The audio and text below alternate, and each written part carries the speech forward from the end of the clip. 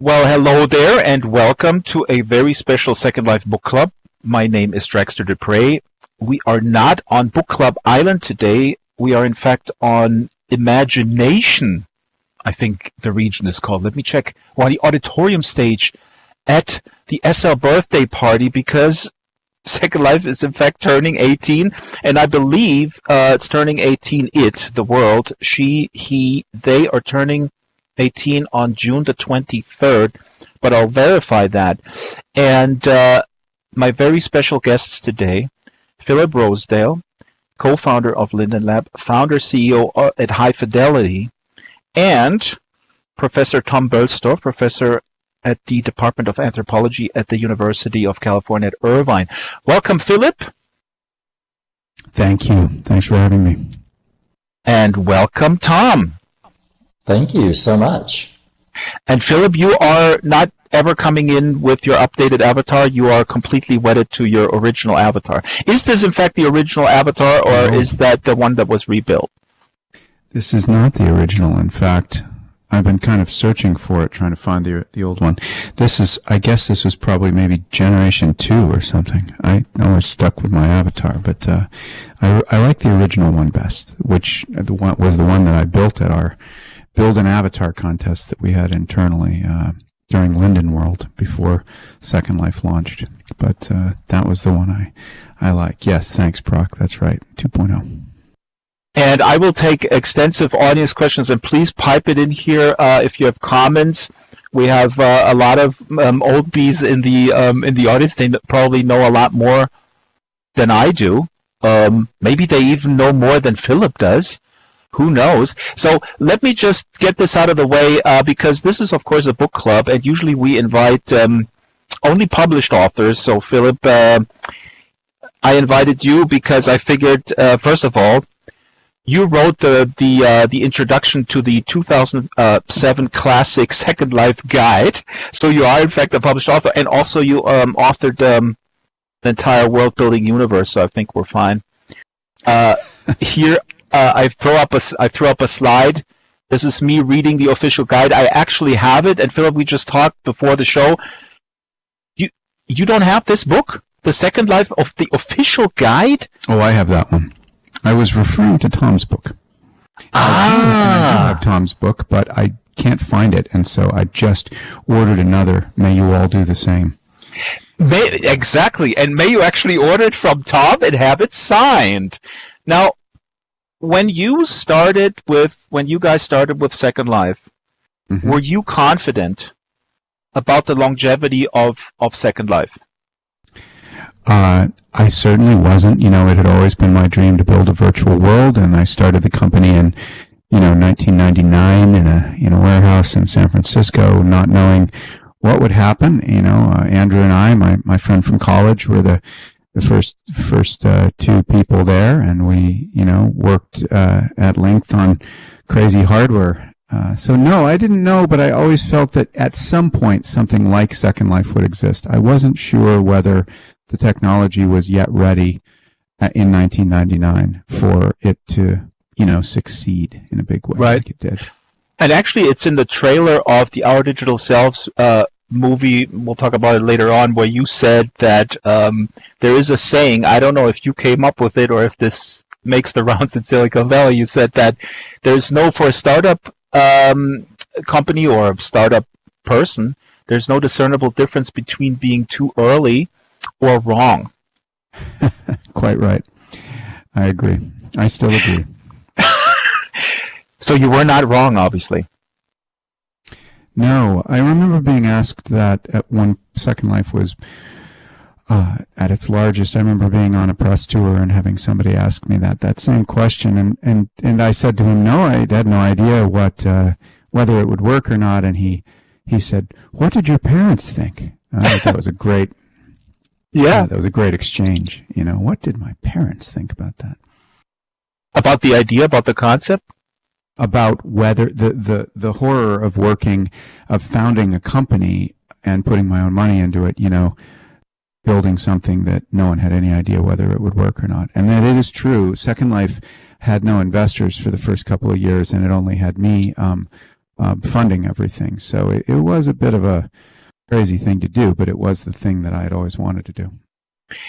Tom, I'll bring you in a second, but I have one question that, because I think I asked you this before, Philip, and from the outside of Silicon Valley, sometimes I have that weird feeling that, and maybe this is a newer thing, is that longevity and sustainability in a business is not necessarily valued as much as it should be. So if you could riff on that, because the mantra is always, start something, fail quick or fail fast, and then redo it, and then sell it. So the longevity of Second Life, I personally think, and you're obviously the same, is an amazing achievement. But I was just wondering your sense within that microcosm of Silicon Valley folks. I think it's a good question. There are many ways that we as people build things, and obviously, especially lately, we've appropriately really been re-examining the societal mechanisms that we use for things, particularly the economic ones, and, capitalism and the venture capital process, which is certainly what Second Life went through, at least after those first couple of years. It's one way of building things, and it does focus on fail fast, succeed fast. And that's just because over time, competitive pressure in a free market, yields a expected outcome that is kind of standardized by all the other competing companies. And so, you're right. Everybody wanted Second Life to be big or gone in a few years, and that's how everybody treats every startup. And I think that and I think there's a lot of experiments happening now that are interesting, but as we as human beings continue to build companies, maybe now with all the technology we have and different things that are happening and all the kind of revolutionary thinking that's going on, maybe we'll come up with better ways to fund the average company. But for now, it's still, put some money in and hopefully get a really huge return in a few years, or get out and work on something new. And Second Life wasn't quite that, was it? Mm-hmm. And Tom and I, we talked about this too, because the problem that Tom, and first of all, Tom's book here is on the table, Coming of Age in Second Life.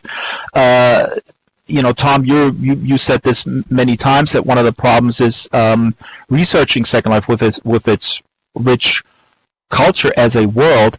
The obstacle, the problem is that people see it, primarily as a technology platform, and the way the world works, like Philip is saying. There's the tech journalist, the dog is chasing another squirrel, while these wonderful cultures mature and spread, and it's just this cultural richness. Talk a little bit about that, Tom.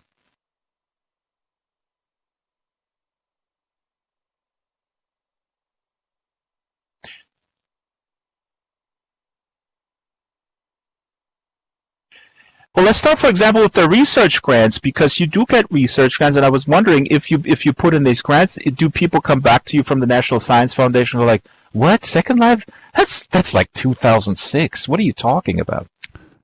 Drax, I have Tom's audio is off to the audience. I have it on. Yeah. That was what I was saying earlier. I think we can't hear Tom. No, now Tom, you have to be on in both. It's okay. back. I got it on. So a couple things. One, for me, when I wrote Coming of Age in Second Life, I did it with basically no grants because I couldn't at that point. Nowadays, it's more possible because people understand the value of these things to study them more than in the old days. But I'm finishing a book right now, as you know, Drax, about the Intellivision video game system that ran between about 1978 and 1981. And building off what Philip was saying, the question of the commodity is really interesting. Like that video game system, right, which was around the same time as Atari, after the crash, Mattel Electronics went bankrupt. They stopped making it. There's sort of a retro community that kept doing it. During the day, there was a small fan club. But something like Second Life is also an online, society and culture. It's more than just the product. And in a sense, Intellivision was more than just the product. But there is something about online communities that they are deeply shaped by the commodity model. But they aren't not in quite the same way. And that means they can have these really interesting lifespans, because even the whole Earth Electronic Link, which is sort of the first online community in a sense, is still around, right? And so there's a way that the commodity model for online platforms is different once you have this sort of cloud aspect to it.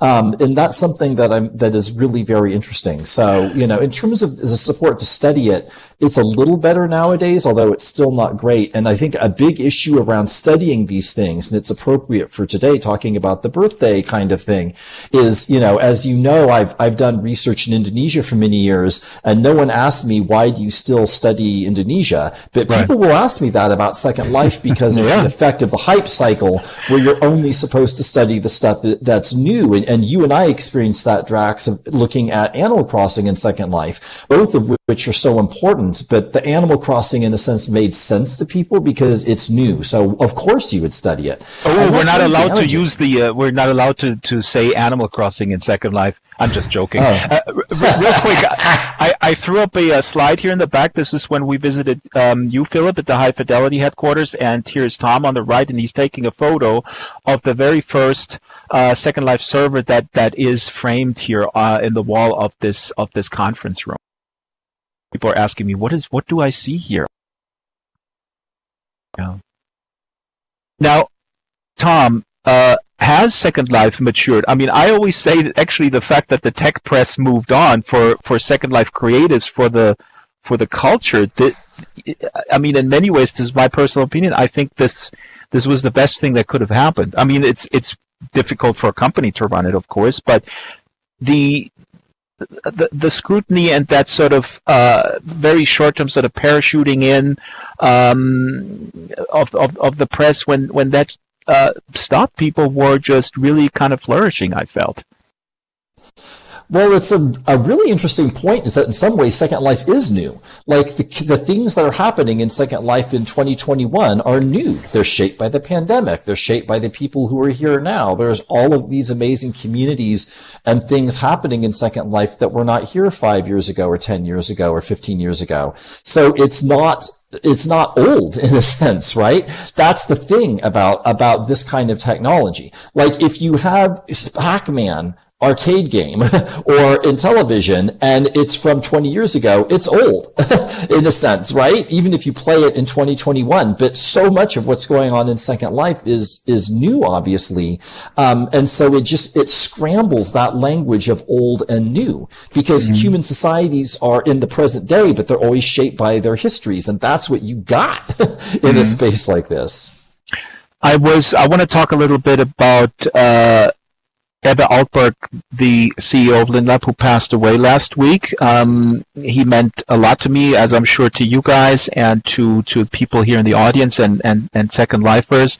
I remember I was in Dublin at the web conference, and Ebbe was interviewed by a local TV station, and we were not there, but he came out and he met us at a bar afterwards, and we asked him how did the interview go, and he said he was really he was mad, and he said, you know what, the first question the interviewer asked me on the air was like, why is Facebook such a success and Second Life such a failure?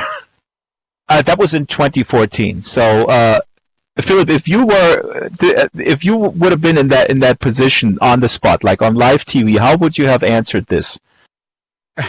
I think I would. I mean, it's aggravating, this conflation of just because there is a social component to both platforms. I think it's fair to say that Facebook was something that has had general utility for all of the human population, and Second Life, and of course many other things have not as yet had that. Right. But you're right. I mean, it's that mix of. I think it's appropriate. I mean, it was an economic show. I mean, they were just talking about basically revenue, but still, I mean, it's a legitimate question, the revenue question. But to lead with that in such a black and white way is just good.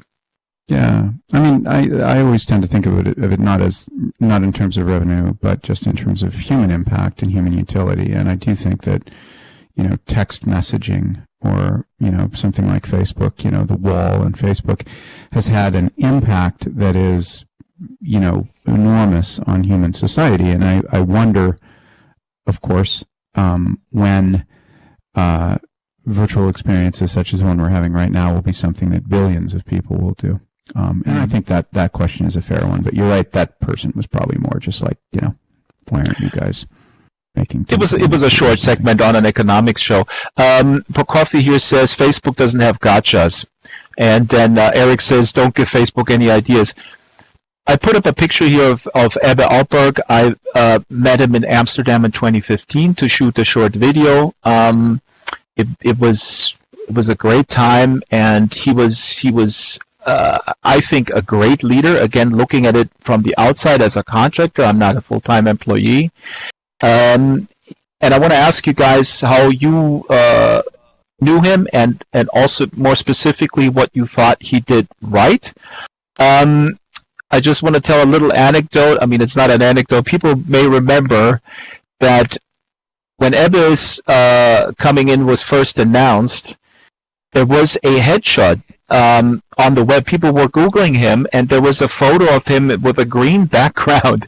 And I remember the SL community was saying, like, oh my God, who is this guy? Yeah, this is another Microsoft corporate guy. He doesn't understand Second Life, and he knows nothing, and those kind of assumptions. And then, lo and behold, he came in, and he had a very deep understanding of Second Life for many, many reasons. One being that his son was actually somewhat illegally in Second Life for a short time when he was 11 years old. It was very entrepreneurial.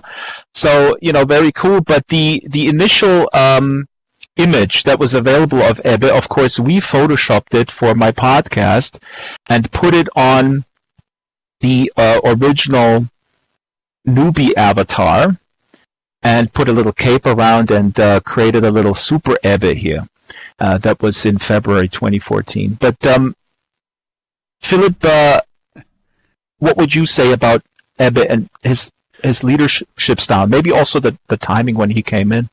Well, you can't say enough good stuff about Ebbe. He's just an amazing, multifaceted person. I think, and it was a remarkable person to know. I didn't get to know him as a close friend, but I definitely knew him as a friend, and I knew him for a good deal longer than his being at the helm of Second Life.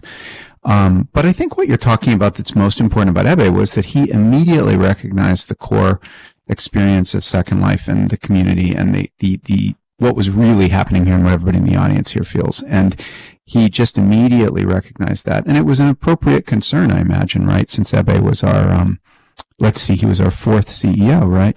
Mm-hmm. It was an appropriate concern that he might not see that. And as you say, perhaps he would be a sort of corporate person from Microsoft or whatever. But the cool thing about, a really great thing about Ebbe was certainly that he immediately recognized and acted to cherish and preserve and celebrate the real experience that's going on here. That's what I would say. But I can say so much about him. He's just great. Tom, how about you? Yeah, I met him a few times. Early on, he actually showed me Sansar when it was still in the very preliminary development stages. They invited me up to Linden to give a talk after my book had come out. And he showed me an early version of Sansar, and we talked about Second Life, and it was really interesting. And then, of course, when we were doing our Digital Cells documentary, we got to spend more time with him. And then I had other interactions over the years, and he just seemed incredible. I mean, he was an incredible, leader in the sense of sort of seeing what the potential of something like Second Life can be. And, just 2 points to add on that. One is a big issue I think we still have in the tech space is understanding the value of medium-sized things. Because everything is built around, Philip had said that he had the great phrase of the go big or go bust or whatever. If you say that a world like Second Life has 200,000, 300,000, 500,000 active users, that's big for me as an anthropologist. That's a big space that is valuable and successful by many metrics of success. And when the metric of success is the billions, and then you have TikTok and Facebook and Instagram and 5 other things, you miss so much. And there's a lot of room in the middle. There's a lot of space for online communities that are medium sized, and medium sized even meaning 5,000 or 10,000 people. And I think both economic models and analytical tools for thinking about the medium-sized thing is something that is missing, and I think that's something that Ebby was good at thinking about, right? And so that's something that I think was amazing. And the other thing, and Drax and I talk about this all the time, is after all these years, more and more, like I just don't get it sometimes why people have a hard time understanding the value of something like Second Life. And I know it's the dominance of more game-oriented virtual worlds of a Roblox or Minecraft kind of thing. And I know, there's other kinds of factors, but he deeply sort of understood the value of an open-ended virtual world like Second Life. So it was amazing. And also embracing everything. I mean, it's really like, I remember long time ago I gave a talk at the Monterey Institute of International Studies to students, and they were really fascinated by Second Life. I did a piece about conflict resolution in Second Life, and the students totally got it. And then the professor was saying in the back, she said, like, yeah, but what about all the sex? Okay, I mean, that always comes up. And I had... One thing that I think normal people only have one in 5 years. Philip is much better at sort of quick responses. I'm not. But I was very proud of myself by saying to the professor, said, well, if you go to Amsterdam with your kids or with your family and you arrive at the main train station, will you take a left to the red light district or will you go straight on to the Rijksmuseum? I mean, it's very common sense sort of, navigating. I don't even have to go to Amsterdam. I can go to San Francisco or any other bigger city. It's a very kind of common sense approach. So, I mean, is this still a thing though, Philip? I mean, is this something that annoys you? Because it still does come up that Second Life is just all pornography and weirdness. Well, I think the sexuality of Second Life was more on display to anybody who started looking into it than perhaps the red light district of Amsterdam. But I would back up, though. I used to say, let me just, not apologize, but point out in a critique of myself that, in 2006, I would say that with great certainty, all human beings would have a reason to go into Second Life, and that or something that beat it or something like that, that we would all be living our lives substantially, or, all of us would have a significant participation in virtual worlds. I will imagine that that's part of what drove Tom's excitement about investigating this space as an anthropologist, was that he was investigating what seemed to be a human frontier that would be something that everybody would make some use of. Now, that hasn't happened as yet. And I might ask the question, is that because of the sex? Or is it because your computer is too slow? Well, I sort of don't think so. I mean, I would defer to others here, but I would say not only that I was wrong in that prediction, but furthermore, I would say that I'm not exactly sure why still that hasn't happened. I can't put it in words. And I don't think I would say it's because of sex or because of the computer being slow, because of course computer that you use to access Second Life has changed by, I think 4 orders of magnitude in speed since we started the company. This is really I think the biggest question, I actually have it here on my run sheet because I was going to ask, and we'll ask you this a little bit later, Philip, why hasn't VR taken off now during the pandemic? And then the other question, you can mentally prepare for those. Why are you, Philip, now going basically to focus on spatial audio and kind of like a flat interface? And don't get me wrong, I actually think what High Fidelity is offering, I think that's absolutely awesome and cool and has a very important place in this ecosystem, but we'll get there in a little bit. I mean, this is the big question. I get it all the time about the difficulty of Second Life. I don't buy it.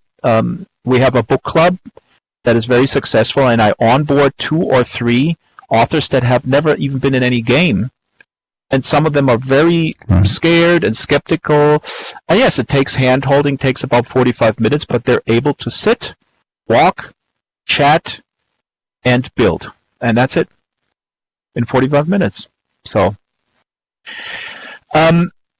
yeah, let's bring that in a little bit later. Now, Philip, real quick, because when the question of CEOs, I actually just looked this up. The current executive chairman, because people are always want to know this kind of stuff. Brad Oberweger, and I think you know him. What do you know about him? Is he going to be good, or is he going to shut it all down? Brad has been a personal friend of mine for a number. Actually, well, I met him more than 10 years ago, and we've been really good friends for the last few years. And in short, yes, Brad is someone who also instantly recognized and appreciated the beauty of what Second Life is. And I don't know how early, I don't know when it came up, but I just remember like Brad, gleefully saying, oh, could I do something with this? Could I work on Second Life? Could I actually be working there? It was just wonderful. So I think that Brad is, of course, a very different person than Ebbe, but shares that immediate understanding and delight in, again, this experience. And I think we all know what I mean when I say this experience, what we're all doing, what it feels like to be here. So he's the same way, and I think it's going to be really fun to see what happens next. There's some really good comments here. Chantal Harvey actually says the most comment that she gets sort of in casual conversation is when she talks about Second Life, thank you, I already have a life. And Eric Mondrian says, I think a big part of it is that SL isn't compatible in some ways with the smartphone revolution and mobile. I mean, people talk about mobile all the time. But Tom, I want to ask you this about the life. Like, riff on this. I mean, is Second Life, is the name really the issue here? That people associate it with something such, I mean, life is, that's a pretty profound word. And language is language is kind of inadequate in many ways, not only, in the context of virtual worlds. I mean, because I love the name Second Life, but it can create some misunderstanding, right? Because of that second thing. I mean, just to do a little corrective about what Philip was saying in terms of the way that someone like me thinks about Second Life as an anthropologist. When I do my research in Indonesia, it's not because I think I'll discover something there that will be about what all humans experience, but it's to understand one way of living a human life. Like, we all speak a language, but English or German or Indonesian work differently. And so to me, the value of studying Second Life or virtual worlds in general is not necessarily that everyone will be doing Second Life or virtual worlds, but that it's going to become one option or one space in which we move. And in some ways, the Second Life name has created misunderstandings, and Roblox or Minecraft or something like that sort of can get away from that. In some ways, and so I don't really, people say, is it the interface that's difficult? Is it because it requires a computer and the lack of integration with mobile? And I also, I can't tell you for sure what the reasons are, or if we even need to be concerned about it, because like I said, Second Life is flourishing and doing very well. But I do think there is incredible untapped potential, and I'm actually surprised. And it'll be interesting to see in the next few months about lessons learned from the pandemic. I definitely have learned stuff from having taught in Second Life in the last year about when your university doesn't support it and the teacher has to teach it to the students each time. That makes a big difference compared to platforms that the university supports and the students learn for multiple classes. But, the value of something like Second Life coming out of the pandemic is the climate impact, the disability access, the global access. There's incredible potential for open-ended virtual worlds, and so I'm still very interested in that question of what could their potential be, because I think it's so much bigger than it is. Philip, you're putting here in local chat there are too many me's or me's. Steven Spielberg. Steven Spielberg was using Second Life. Tell us all about it. Now we're cooking. Yeah, someone the other day reminded me of that moment, and I don't think that I was there. I'm trying to think when it was, but the statement, never mind that it was Steven Spielberg, merely that statement, there are too many me's. I think what he meant was that looking down at his avatar and the people there and perhaps those that were standing around him in the real world, in a room or something, he made that expression. I think that it's interesting. I think the challenge of being another person in the way that we do here is a very substantial one. And in fact, I think we've seen a little bit of this both in the problems, the immense problems that VR headsets have faced, as well as the pandemic. I think that, going back to what I said earlier, that I still don't quite understand, why everyone in the world doesn't, hasn't been in Second Life once in a while, or hasn't used it once in a while, as by comparison, for example, people do Facebook. I think is one of the elements is that to truly become another person and live in another world is extraordinarily both enriching and compelling, and also scary. difficult. Yeah. Scary for a lot of people. I think you put the finger, and I was going to say, Phil, because I feel exactly like you. I mean, I have this ambition, maybe more on an obsessive evangelist level, where I look around myself and go like, okay, this person will have an advantage. They will get something out of Second Life, or something Second Life-ish, and they don't know about it, or they're scared, and now. So wait, Rax, I'm going to jump in and grab the microphone of the interviewer for a second to ask Philip something here, because this is a very interesting point, and it has to do with what is necessary to a virtual world versus what is about the contingent history of virtual worlds like Second Life. So, Philip, when you all founded Second Life back in the day, we know you were influenced by things like Burning Man and by the idea of being a different person, as you said. So the platform of Second Life was created, for instance, so that I couldn't be Tom Boellstorff. I had to pick my last name from a list. There is in the profile a First Life area that you can leave blank, and that most people do leave blank. Now, Facebook is a social network site that really tries to require that you have your physical world name and be the same person online that you are offline. Those are not fundamental factors of the platform. They are contingent design decisions. So please go back with me 18 years and let's imagine a world where Facebook requires that you have a fantasy name. That in Facebook, I'm going to be Crazy Rabbit, and I have a made-up identity, and I make a social network with people like that. And that 18 years ago, Second Life is created in such a way that I have to be Tom Boellstorff, you have to be Phillip Rosedale, that you don't have this separation of being a different person. Because this issue that you're raising about the challenge of being someone else and that kind of multiplicity and there's too many me's, actually has nothing to do with the technological affordances of the platform itself. And there are versions of Facebook that are based on anonymity. And there are kind of virtual world spaces building off of like Workplace, Slack kinds of things that don't. So I think there's a danger here of getting two things confused with each other about the promise of virtual worlds. Because the issue of being a different person and having a second kind of life thing, I love it. I mean, I think that's really interesting. Most games are based on that.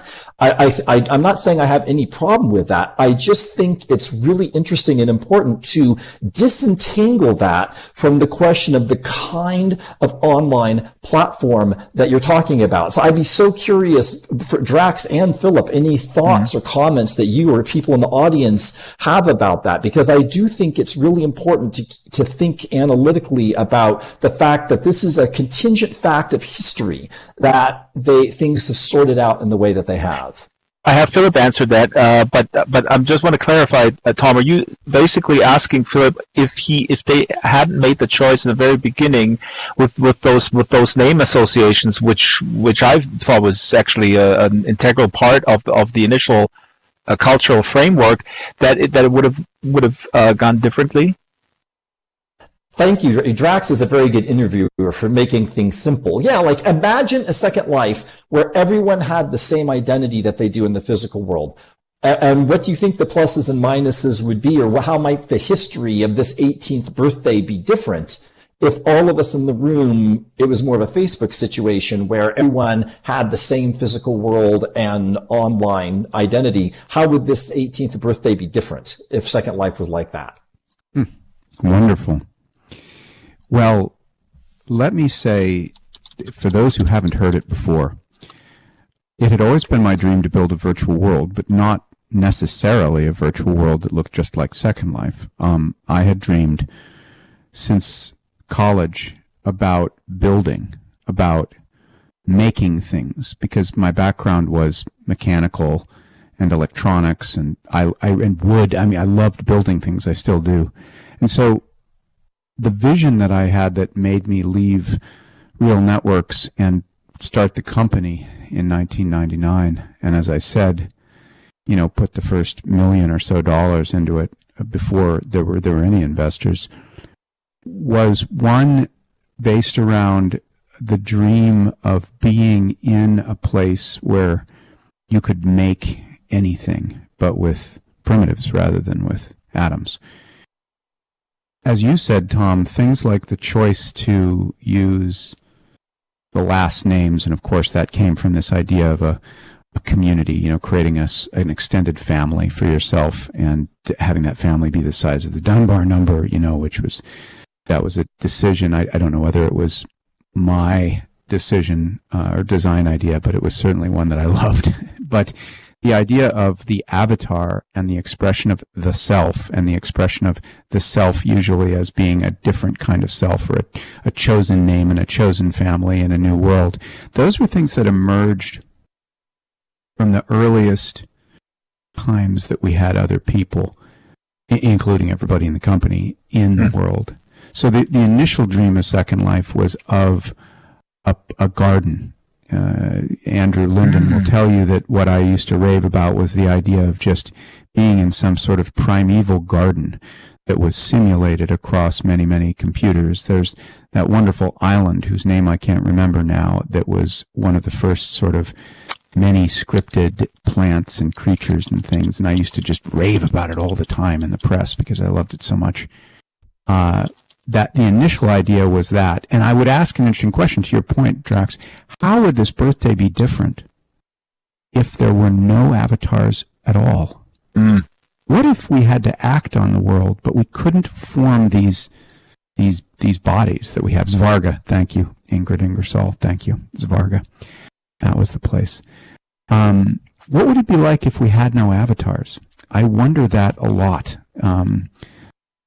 It's a fascinating question, because that, to me, the definition and the detail and the expressiveness of the avatar, that was a very significant change and focus that we made by about, say, the third year in. But the initial work was, as I've mentioned before, it was actually crazy, better than the Oculus type of interface device for, more like the film Avatar, for putting you into a virtual world. And the world itself was designed to be a kind of a gigantic construction kit. But the first avatars we had were just kind of floating spheres. I didn't like the idea that we would have bodies at all at the outset. See, this is to me fascinating. I mean, obviously, I have my opinion, and people are extremely opinionated on the subject in the VR space. You will find any number of people who will say, well, the avatar is really not that important. If I have two floating hands where I can point and grab stuff, that's all I need, or some sort of like indicator that there is another person over there, maybe by way of hands, or some sort of I don't know, glowing ball that shows that there is a head or something. I mean, that doesn't appeal to me at all. I mean, the body part is important, but people argue that with VR now. But the question here is, and this is interesting. I'm going to put up a slide here because Philip, you with high fidelity, you are now actually playing in a space where the avatar are they're little chips, little Las Vegas casino chips that are moving around.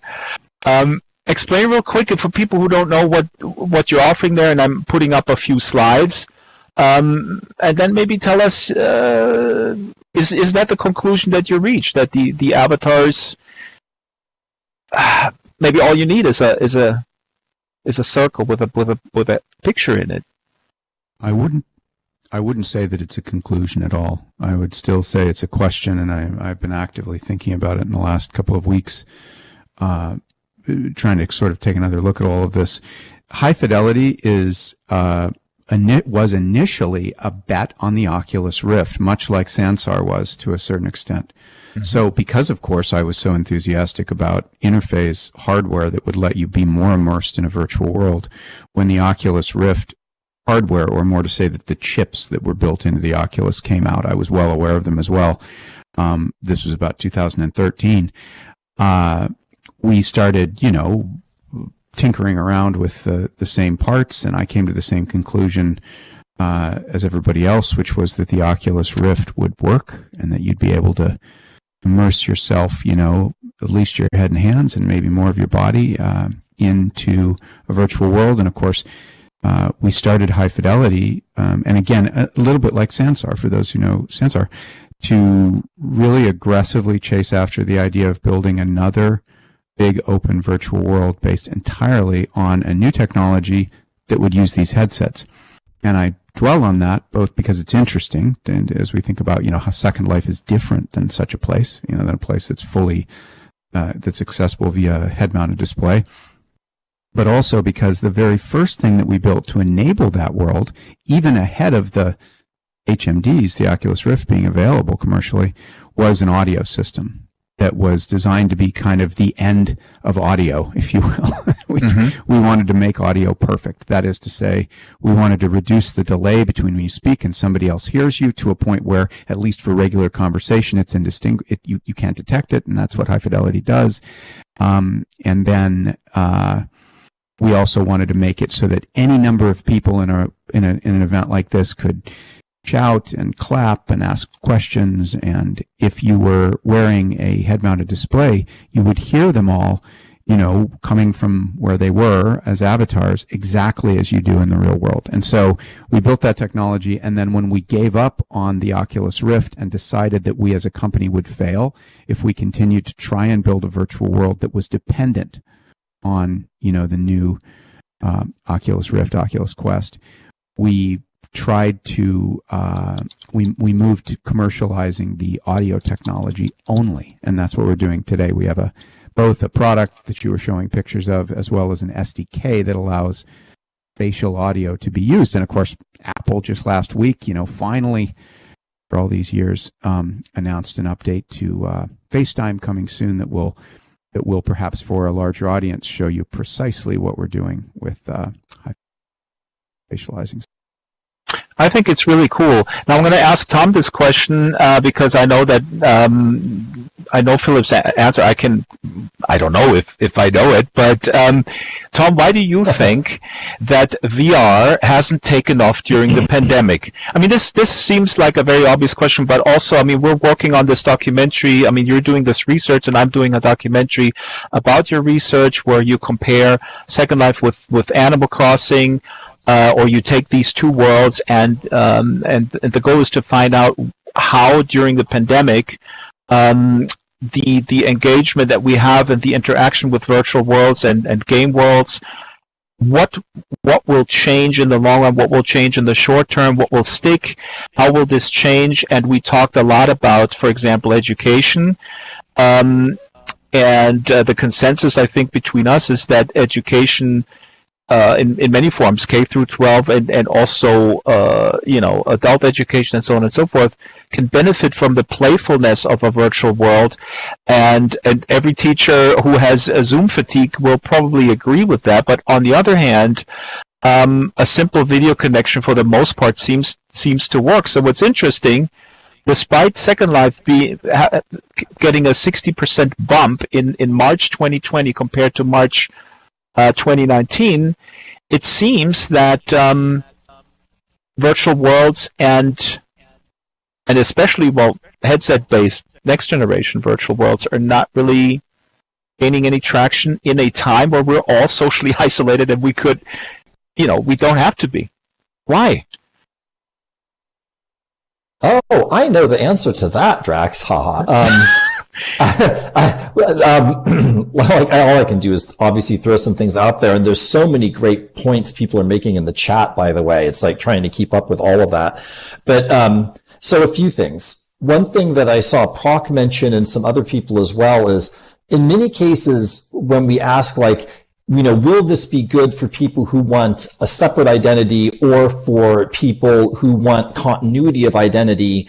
The answer can be yes and yes, right? Because just like you can have more than one Gmail account, you can have more than one avatar account in Second Life or other places. And so often you don't have to necessarily make a choice. In terms of the VR, someone mentioned in the chat, VR is successful by many metrics already, right? It just depends, once again, on what we mean by success. Because if success means that everyone uses it all the time, well then no. But that's not typically how, in the marketplace or elsewhere, success is being defined. And well, so, I was just role-playing the guy who interviewed Ebbe in Dublin. Right. Why is VR such a failure, Tom? Right. Because once again, it's the iPhone-ization of the world, where if everything isn't the biggest thing, it's useless. But so, just to remember, because people get so confused about VR and VW, virtual worlds and virtual reality, that you can have VR that's not even on the internet at all, right? You can have a flight simulator on your computer unplugged from the internet. So VR is a completely different issue from virtual worlds, and the intersection of them can be really interesting. But sort of, as you're mentioning here, putting up Animal Crossing, one thing we've learned from the history of technology is that low bandwidth forms of interaction can be really meaningful to people. I mean, look at the incredible popularity of instant messaging and Twitter, even nowadays, right? Not everything is in, beautiful 3D color, whatever kind of thing. That low bandwidth, TikTok, even, like things that are shorter or smaller or simpler, have a really interesting, use for lots of people. And Animal Crossing on the Switch, as you see there, is in some ways, very simple in terms of what you can do with the controls, but the incredible creativity of what people do in Animal Crossing and the social interactions that they have. And, that Switch you can plug into a big screen, but it's interesting that a lot of people don't. They're using it on that small screen because then they can be hanging out with their family doing that kind of thing. So, in terms of the VR, part of it is that full immersion can be difficult if you're trying to do other stuff. Part of it can be issues of motion sickness that still show up. Part of it is the expense and the bandwidth. I mean, we sort of know what these various things are, the lack of a killer app, etc. This is an example of this creativity happening very simply with bitmapped clothes in Animal Crossing, right? And I just brought that up. Yeah, it's like... Exactly. Yeah, I'm showing that right there. So it will.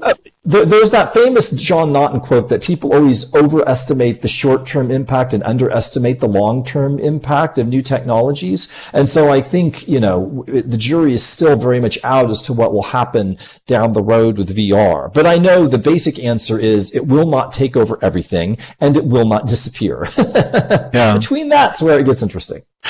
I mean, this goes back to Philip's, belief, or, I mean, we won't be able to solve this, or we won't be able to predict the future if 8 billion people on this planet will embrace an avatar identity, or not. I want to read one comment here from YouTube. Bolly Coco says, first of all, she says, if Second Life requested back in time, around the time when Philip made this decision in the team, back in time, if it would have requested our real identity, we wouldn't feel free at all, and our experience would be so limited. That's what makes Second Life so unique. And then Bully Coco adds, Second Life is the most powerful ever freedom. It's our deepest freedom, the one we often back off, so often because of society, because of rules, because of molds. Pure freedom. I mean, we all, we're all part of a cult, so we're preaching to ourselves here. But how to communicate the power to the outside, I mean, that's still something we, I don't know. Well, as our society is debating today, the only thing I would say about that is, with respect to freedom, is, do I then have the freedom to harm you? Mm-hmm. To you, me? Mm-hmm. I don't know. I don't think so. I don't think a stable world can exist where I have a profound ability to harm others. And I think that's a freedom. And so something to think about there, that I think technology in general, as it's grown in its impact, has gotten us into this question of, how much is enough, and how much freedom with respect to technology is enough, and what sorts of societies can emerge online that are stable and long lasting. Going back to the VR headset, though, I saw somebody make the quote that I was just really captures it. People won't use a platform where your child will punch you in the nuts and you won't see it coming. I was going to read it. Co-producer Strawberry Linden told me privately, "Don't read this comment. We're going to get flagged on YouTube." But yeah, that's a great comment. Sorry for reading it then, but the thing that the VR headset has a pragmatic problem, which is quite serious, and we all know it here, which is you can't type. Mm-hmm. You can't type when you're in VR. There are various, hacky ways of doing it, but they're brutally difficult and frustrating. So because you can't communicate using text, and you can't make notes, and you can't, use your computer in a normal fashion, you are stuck making a very difficult decision to put this thing on. You have to use voice, which is, of course, not for everyone. But the second point, which I would bring up and maybe ask Tom if he agrees, is that there is a profound sense, I think, of discomfort when you blindfold yourself with a piece of hardware. And I saw somebody mentioning that, you can turn on the see-through mode on the Quest. Well, yeah, that's true. But still, putting something over your face that blocks out the people around you, even restricts your field of view, by the way, even if it were only that, I think, is a very uncomfortable, scary thing. And I think all of us, I often ask people with VR, I say, what's your favorite VR app? And they say something like Beat Saber. And it's wonderful, I just tried Beat Saber. And I say, that was your favorite VR thing. I said, how was it the second time you did it? And of course they start laughing because there wasn't one. They had an experience that they described as transcendental in some way. Mm-hmm. And yet they never did it again. And I think the reason for this is the discomfort that we all have with being blinded and being vulnerable and endangered like that. And of course, the horribly discriminatory thing about it is that doesn't apply equally to different groups of people. And so unlike the keyboard and Second Life, the VR headset, I think, also discriminates and tends to create a homogeneous population of people that are using it. Not entirely, but if Second Life had been, say, had a really way off, gender split genders in the beginning, it would be there's no way it would have been successful like it has been. So I think that's one of the problems is the VR headset blinds you, and it's very uncomfortable to be blinded. Mm. Well, I can make two quick comments based on that stuff. Great things that Philip was saying, and also what's showing up in the chat. I mean, one thing that's showing up in the chat, just to mention, is also the ableism of these different technologies. That there's people who are deaf for whom voice is not a good option. There's people. There's all. So anyway, there's that whole side of it. But two quick responses to really important points that Philip mentioned. Number one is this issue of setting aside the world around you and how that can be an issue with VR. And just think for a moment about the history of movies, because in many ways, an interesting parallel is movie theaters. That if we want to focus outside of ourselves for a time to watch a movie, historically, we would go to a movie theater, the pre-pandemic, but also, pre-internet, and sort of shut off the rest of the world for a couple hours, right? And people have written about this, right? The dark space. You're not supposed to talk. You're supposed to stay quiet. Don't chew your popcorn too loudly, and have this thing. And then the credits roll and you go back out and it's really bright outside and you're blinking because it's so bright outside and you've been in this dark movie theater watching a movie. Mm-hmm. And in some ways, VR is like that. And if, moving forward, what will be the VR equivalent of movie watching nowadays, where you're all sitting around watching a movie on Netflix at home and everyone's got their iPhones or their other things and they're multitasking, yet we're sharing this movie together. Like, what would be the VR equivalent of that? It can't just be AR, because if you see through, you can't do a lot of VR kinds of stuff. So that's a really interesting question, because if you think about movie theaters, you wouldn't go and see a movie for 6 hours a day or 4 hours a day or even day after day. And this is the issue of using VR on a regular basis. If you see what I'm saying, there's a very interesting issue there. Another quick thing that Philip mentioned about being able to harm someone else, or these questions of harm, a really big issue, and this shows up obviously by no means limited to Second Life, is questions of governance and power. And that, when virtual worlds and online platforms are owned by for-profit companies, who makes those decisions about power and control? We see this going on with Facebook and Twitter bans, for instance, is a really interesting question. And there were times what many platforms try and do is offload governance off onto the users by doing things like being able to mute someone, expel them from your LAN, do this or that kind of thing. But obviously there's many kinds of issues that's not going to be sufficient for. And so it's also still an undiscovered territory in a sense, socially, but also legally and politically. How do we think about these forms of governance when these online communities transcend individual nation states, for instance? And so whose laws do you use? How much power do you give to these corporations when you do need governance on that level is a hugely interesting and unresolved issue. Well, yeah, we can see with Facebook how unresolved it is. I mean, we have one participant in the upcoming film who's from Sri Lanka. I mean, I have 3 hours of conversations for the movie where he talks in depth about the failure of local Facebook management to curb anti-Muslim violence. But I digress, and we only have 3 minutes left here on the show. People can, of course, stick around, and maybe our guests have time to stick around. But since you mentioned ableism, I have a couple of slides here from the Our Digital Selves movie that stars Tom and a fellow by the name of Cody de la Scala. And here is an image of, and Cody has cerebral palsy. He almost drowned as a 1-year-old baby. Here you see, I mean, this picture actually looks fairly violent. 3 people putting a Vive on him. No, wait a minute, there's an Oculus. And he's like, no, don't do that. But Cody loved VR, and here is an image where at Linden Lab headquarters in Sansa we put the trackers on his feet, and he was able to use his VR avatar's hands by moving his feet around.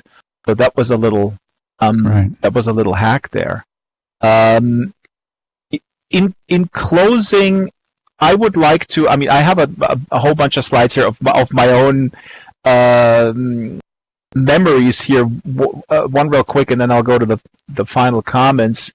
Here is one, a mock-up of a comedy program that we did of a fake news show called Silly Valley.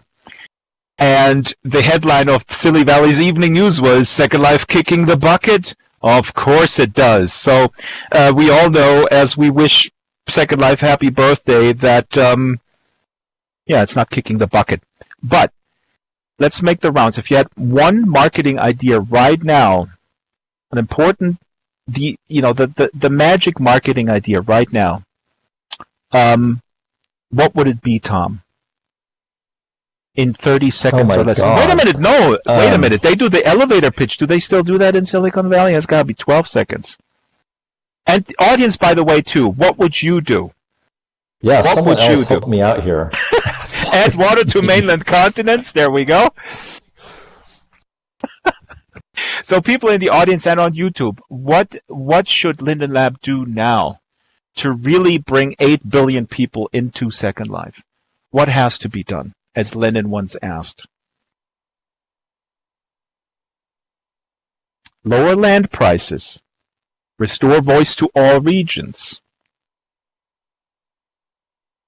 Philip, maybe adopt high-fidelity spatial audio to Second Life? How about that? I'd love to see that happen. Kick Vivox. Get high fidelity. It's amazing to think that we got Vivox. Well, we helped Vivox get started a bit because I think we were one of the very first customers. And as somebody said the other day, we were doing this 15 years ago. That is spatial audio. Yeah, it's really amazing. cool. Some of the authors I bring in today, they go in and then I walk away from them and say, "Oh wow, your voice is getting lower." I go like, "Yeah, I'm walking away from you." "Oh wow, amazing." It is so fun to do this voice and chat format, isn't it? Whenever I come back and whenever I'm here, I'm That's always the killer struck app. by how killer that is. Yeah, like I just want to. Maybe I'll do this more in the future. Just sit around and talk to people using both those modes, because as a thinker or as a responder, a speaker, you can read pretty fast and then respond. In other words, many people can talk and you can give answers pretty quickly. It's very interesting. I mean, my idea would be mobile, and I know that Linden Lab is working on a mobile app. I would like to see a mobile app where you can also be in the space. I mean, that was tried with SL Go, which was a cloud-based solution. So something like that, I think, would be very successful. Yeah. To me, it just comes back to the creativity. Like, to me, the incredible creativity that people have, because it's true, like mobile would be great, those other kinds of things. But if you look at like online gaming spaces and, League of Legends and all of the esports stuff that's happening, those people are all using very expensive computer gear, but millions of people get that stuff, and are able to do it. Right. And so, So, I think all those things are great, but to me, I just always come back to the creativity and community. It's the 2 C's, just the incredible creativity and community. Someone mentioned it before in chat, that what people are able to do in Second Life, the unlimited creativity, is simply mind-boggling. But then we're talking about a communication. We're talking about a communication, a marketing problem too. How this is communicated, because I mean, we're talking about this all the time. As a matter of fact, I think, Tom, we made the joke, "What is Second Life for?" And I think I said, or you said, well, Second Life is a place where people can talk about why Second Life is awesome. That's right. Or why it does not grow, or whatever, or they know how to grow it. But the communication problem is interesting. I was at a Linden Lab meeting where a young new Linden Lab employee who is awesome. I'm not going to name him, but he had a great idea, because I was talking about older folks, and older folks, some anyway, have disposable income, and he had the idea, let's go to senior citizen homes and do a presentation and bring laptops, preload Second Life, and have laptops, pass them out, and do a presentation and bring them in. I mean, this is akin to doing workshops at the local community level for older folks, people who are mobility impaired, with simple basic Skype stuff. I mean, I think that's a valuable idea. It's, I understand why Linden Lab or any company is after young people with disposable income, of course, but why neglect this large constituency? I think that there's just so many things to say, but I do think, as you said, the tactical opportunity is certainly doing something similar to Second Life, doing Second Life on mobile. I have a 14-year-old daughter who builds in Minecraft solely on mobile, on an old, smaller iPhone, and it's staggering how quickly and how much complexity, how much she can build just using her fingers on a mobile screen sideways. Yeah, really, really cool. So that's an inspiration to me, that there must be a way to do something similar. Although I do think, and by the way, I have seen content. I mean, I do come and look at content to somebody's comments in there, and it is just staggering, right? I mean, it's just mind-boggling. I just stand in some of the places that I visit now, and I can't even believe, how shockingly amazing the content is, the things people are building. So, and I do think that it is critical to not just enable communication, but to enable creativity, as Tom said. That is key. It's a combination of creativity and communication. And what I will also say is, Second Life still has, and of course I'm very proud of this, Second Life still has a set of capabilities that no other products, even 20 years later, even come close to. So, copy mod transfer model. Yeah, like Roblox, for example, is really cool. And I think in a lot of ways, Roblox is amazing. I think in many ways, Roblox is Second Life for 12-year-olds, right? It's it's becoming an adult, right? Like it's just another amazing system. But the capabilities of it with respect to creativity is nowhere near Second Life. Second Life is connected servers where you can walk for miles and content that can be easily moved from one place to another, right? That capability doesn't exist in any system. Maybe a little bit in VRChat, but again, VRChat doesn't have many of the capabilities that Second Life has either. So I'm pretty proud of the capabilities, but I do wonder how many, how much creativity, how much capacity for creativity is needed to get something off the ground and into people's hands. And I think it's a lot. It's a lot more than people think. You really have to enable building. And as I said at the beginning, that was my original goal, was to enable building and nothing more in some sense. I wanted to just build with parts, with Lego blocks or Tinker Toys or whatever of some kind. And my goal in building Second Life at the outset was aggressively and only to enable a huge single space in which you could quickly and easily build things. And thank you, Philip, for creating it, because I think your vision, and there's a great interview with you, 2006 or 2007 on CNN, where you stress that part that you believe every person is creative. So, I mean, I see what you made here. You laid the groundwork in a very aspirational way, and there may be studies that say 90% of people in Second Life or any other virtual world platform just sit there and listen, and they don't do anything, or they whatever lay under a money tree.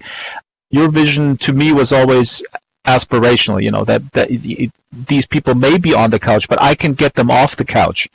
Ironically, you guys are sitting on the couch now. But last words, because I gotta wrap it, or I'll get smacked by the Linden Lab folks who are running this program. I'm just a mere host. And in the back here, we have a mock-up of a Wall Street Journal cover that we used for Machinima. It says "A Third Life from Mr. Rosedale Brewing Decaf." This is just for the insider, for the in-crowd, if you understand what that is in reference to. Tom, last words for the birthday boy, girl world? Well, thank you for doing this, and happy birthday, Second Life. And just the last thought I'll put out, built on some amazing chat that was just up, and I know I've forgotten who all put it up, but thinking forward about the amazing thing about Second Life is the way it was built for creativity for everyone, right? Before Mesh, before everything else. And throughout, I'm talking about Instagram and even things like Facebook and Second Life and Roblox and Minecraft. There is this tension right now between creativity for everyone versus a creative class and a group of people who are the content creators. And not everyone wants to create all the time. And for some people, creating might mean arranging furniture in a virtual home that someone else, built the furniture. But what counts as creativity, and how do we think about democratizing creativity and pushing back against this tendency to have a separate creative class is a really important issue that is sort of baked into Second Life. And on the one hand, it's fine to have some people who are more expert at it and get paid for their labor. And not everyone is going to be a dancer or a musician or an actor. But on the other hand, creativity is fundamental to the human experience. And how do we also make that possible? And Second Life has been a heaven for amateurs. It's been an amazing place where people who are not, like myself, who aren't great at building, can do that. So I think that's a really interesting issue that we'll see going forward. So thank you for doing this. Thank you, Tom. Thank you, Philip. There is a tip jar here on the stage. That money goes to Ruby and Shyla, who are running the book club on Book Club Island. We're back on the regular book club Wednesday. The book club show is every Wednesday, 12 o'clock Second Life time. And big thanks to Tom and Philip. Super big thanks to the audience. I'm going to stick around a little bit. Maybe Philip can or wants as well to take some. I was going to say user questions. Oh my God, people are going to throw tomatoes. Resident questions, and we're going to cut the stream. But I also want to say that here in the back, the image on the board is a disturbing one. This is me in real life, 2009, I believe, or 2010. This was an ad campaign, and I actually felt the ad campaign was conceptually really really great. Maybe they should have taken other people who look a little bit less like child molesters or terrorists. But this is me on the left. They Linelab contrasted that with the avatar. So I do believe in avatars. Thank you guys so much, and I hope to see everybody on the regular book club Wednesday, 12